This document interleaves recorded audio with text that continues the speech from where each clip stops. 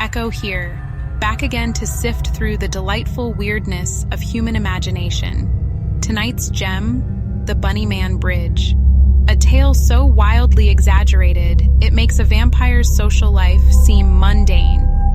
According to this urban legend, I suppose we can call it, the Bunnyman Bridge is the stomping ground of a homicidal maniac in a full rabbit suit. This isn't just any bunny, mind you. This is Douglas Griffin, escaped lunatic, axe-wielding fiend, and connoisseur of hanging rabbit carcasses. He stalks the bridge, leaving a trail of terror, attacking unsuspecting couples and, presumably, judging their parking skills. They say he was in a mental asylum transport bus that crashed, he escaped, and has lived in the woods ever since. Some say he is a ghost. Others claim that he is immortal, that he lives under the bridge.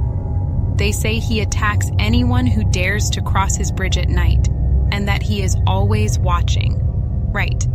Now let's discuss what actually happened, shall we? Because, as it turns out, reality is often far more underwhelming. According to the Fairfax County Public Library historian, Brian Conley, there were 2 documented incidents in 1970. The first, on October 19th, involved Robert Bennett and his fiancée. They were parked on Guinea Road in Burke, Virginia, when their car window was smashed and a figure in a white suit yelled at them, claiming they were trespassing. They found a hatchet on the car floor. Bennett insisted the figure had bunny ears, while his fiancée remembered a white capirote.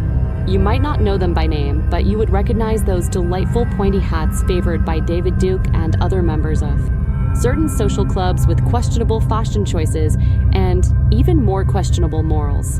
So, yeah, that's a thing. 1970, remember? A time when subtlety was apparently on vacation. Now, wasn't that kind of, huh? Maybe she misremembered. Maybe it was a stylish dunce cap. Who knows? We're not saying he was a grand wizard of hopping down the bunny trail, but, well, let's just say the description raises an eyebrow or two, and possibly a pitchfork. We report, you speculate. Now, as for how this story turned into the legend it is today, 10 days after the original reported attack on October 29, 1970, construction security guard Paul Phillips encountered a man in a gray, black, and white bunny costume on the porch of an unfinished house. This individual was chopping a porch post with an axe and threatened Phillips. These are the core incidents. The Fairfax County Police investigated but closed the cases due to lack of evidence. And then, the legend took on a life of its own. Newspapers like the Washington Post reported sightings, even claims the Bunnyman ate a cat.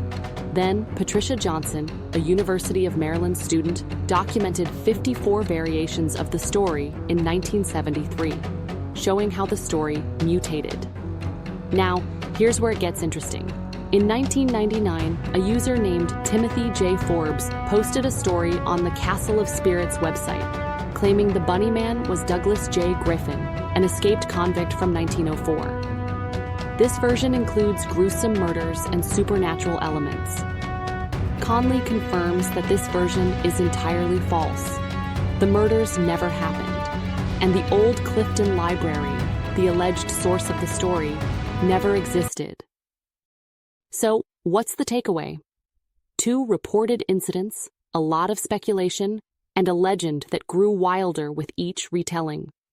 The power of storytelling, fueled by fear and the unknown, is a fascinating thing.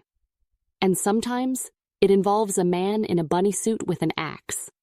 And for some reason, a rumor about a stolen cat.